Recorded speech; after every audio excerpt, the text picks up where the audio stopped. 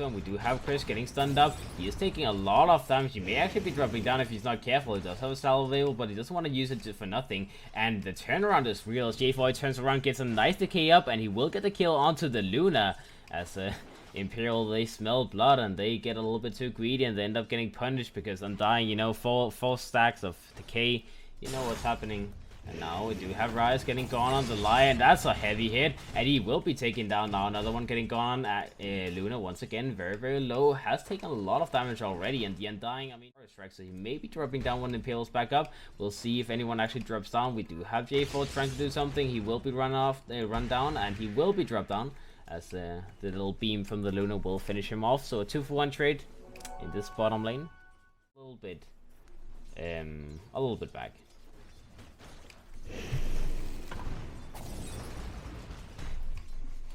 Alright, let's see the Sand King very much in trouble. He will be comboed up and he will actually be dropping down as they just stack up the stuns, and that will be the Sand King's death. J4 taking a look. That will be the case, but Shadow Fiend definitely a very, very annoying opponent because he just has so much right click damage. He's sitting on 80 right now.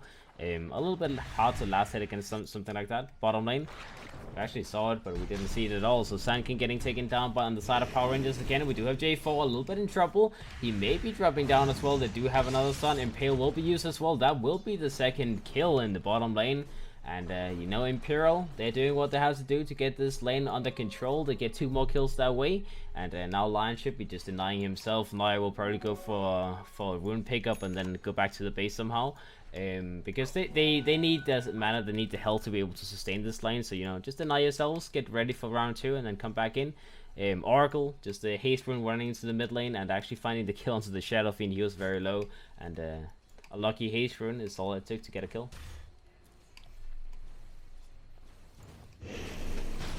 Alright, Luna in the bottom lane does get killed as Power Rangers, they do have the Sand King and Undying coming back into the lane, and the Luna being all alone and being a lot of damage. He may be a little bit in trouble, but he will be fine for now. We do have the Sand King.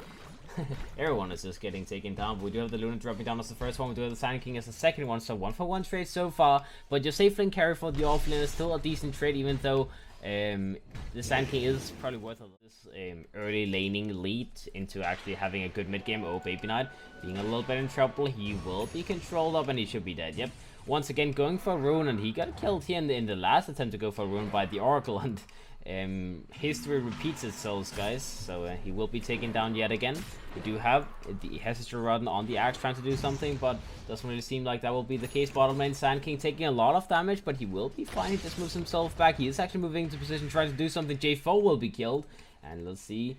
Oh, Chris, he was smelling blood, man. He wanted that kill onto Noya, but that will not happen, and he has to back himself up before he's trying to move around. He's trying to just get away from the tombstone, but he will not get any kills. And Medusa now rotating into the bottom lane. They really want to get some kills, so that will be the Luna taken down slowly but surely.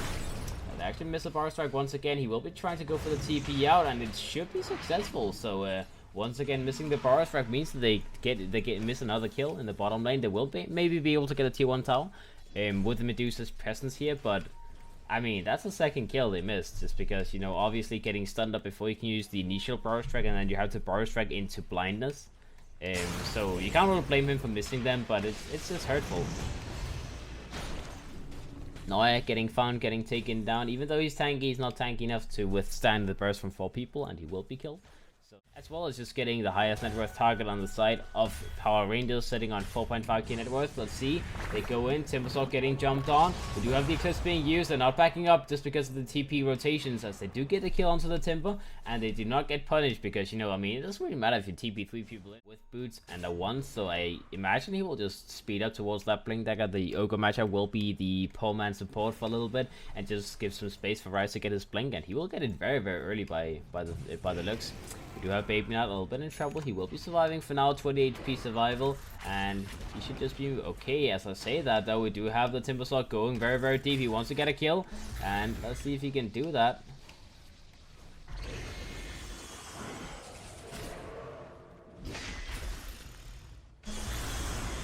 Babyknight, he's just juking like a god, but he will drop down in the end. The axe will get the kill onto the Timbersaw, so the jukes was amazing from Babyknight, but in the end he does still if you go for the Dragonlance, you're ready to fight with your team, but if you go for something like a Yasha, you rather want to just farm until you have at least a Manta style, so we should see him not really join the fights any so far.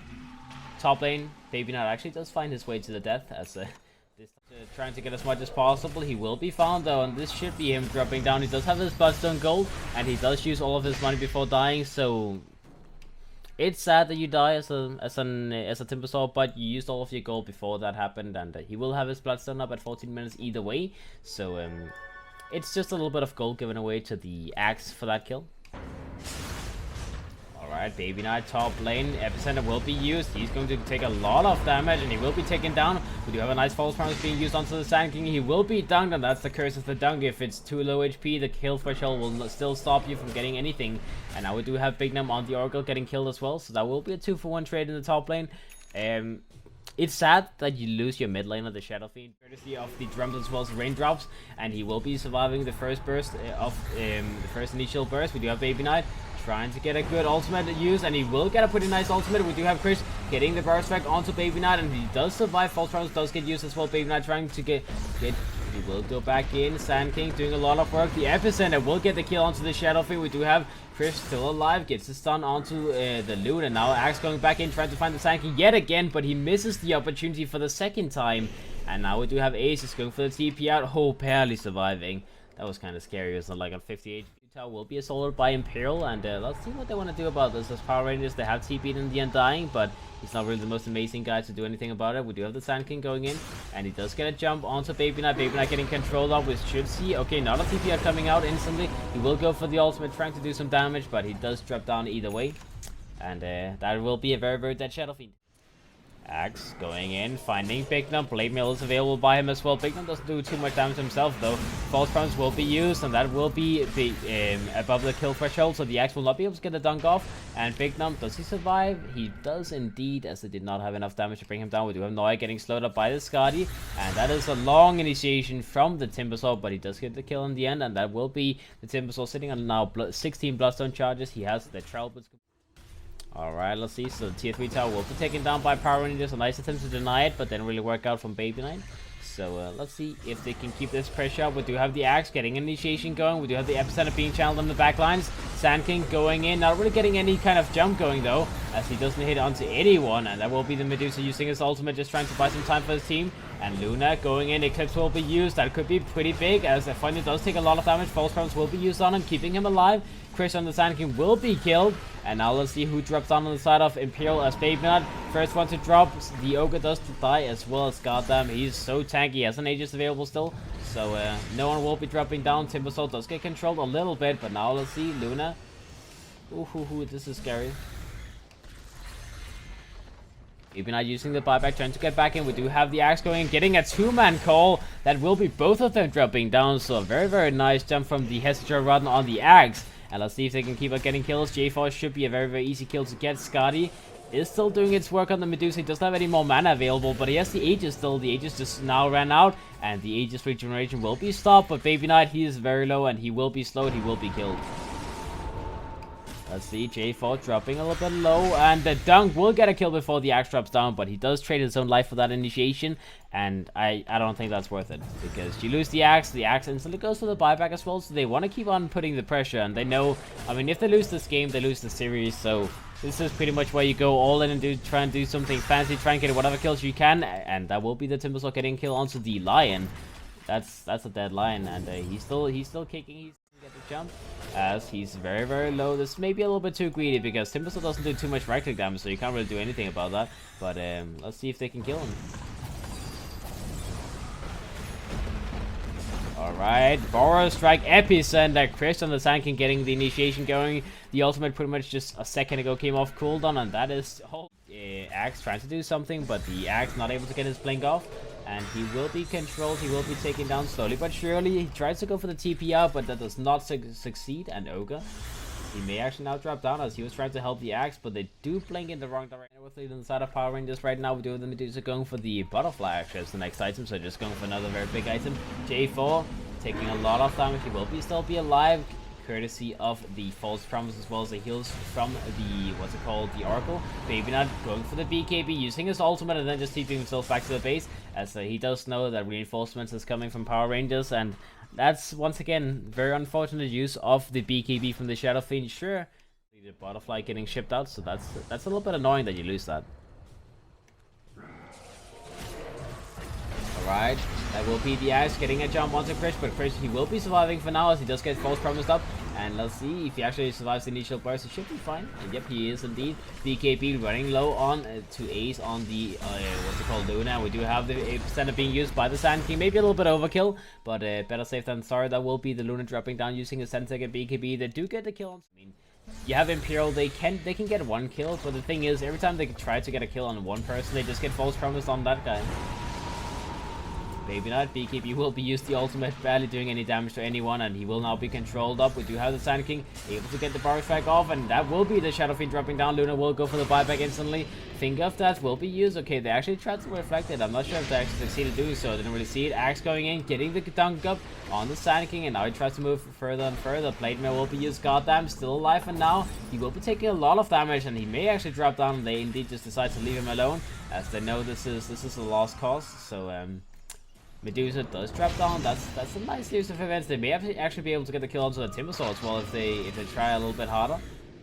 He's very, very difficult to kill though, and everyone is dropping so damn low. So yeah, the Timbersaw will get himself out of there. In the meantime, we do have another person being called though. That will be Bignum on the Oracle getting jumped, but Timbersaw going back in, triple kill to him. Jesus Christ, that's a lot of damage. BKB will be used by Ace on the Luna, maybe getting a kill onto J4. That will be the only one you actually manage to kill though, and now we do have the Ace trying to get something. Retaliation, I guess, but he misses both of the spells, and this is a long chase if he wants to go seconds that he is dead, but maybe they can get a range frags from this, and it looks like they will manage to do so. There is going to be the fortification used, and that will buy a little bit of time, but the Luna, he will finish it up, and he will actually also go for the Metarax, and that's where he gets a little bit too greedy. It's fine though. I mean, he forced the epicenter to be used, and meanwhile his team can take a fight in the bottom lane, but it looks like they're actually losing this fight as the Axe gets killed. Gets forced to use his buyback as well. He's taking a lot of damage. Timbersaw going in. He's very low on mana himself though, and now Axe will get the initiation off, will get the hold and the control onto the Timbersaw. Nice bar strike will be used by the Sand King, and the Axe dropping very, very low. That decade hitting two people did a lot of damage. The Axe will be dead. No buyback available. Babyknight still alive, but he's in the base, and that will be Rice dropping down in the fountain as a double chakra does insane amounts of damage. Afoninje, very tanky hero, very tanky player, and he just doesn't want to die. J4 going into the fountain, hitting it a little bit, hugging it a little bit. He will be false promised up, and he should be fine. Alright, and you know, Medusa, he's like, okay, stop it guys, we want to go in for the GG, we want to just finish with the fountain, and that will be indeed what they're doing. As the Ancient will be taken down, that will be Power Rangers winning the second game in this best of 3 series, meaning that the series will conclude at a 2-0 victory for Power Rangers. And Imperial, I mean, they fought pretty well in this game.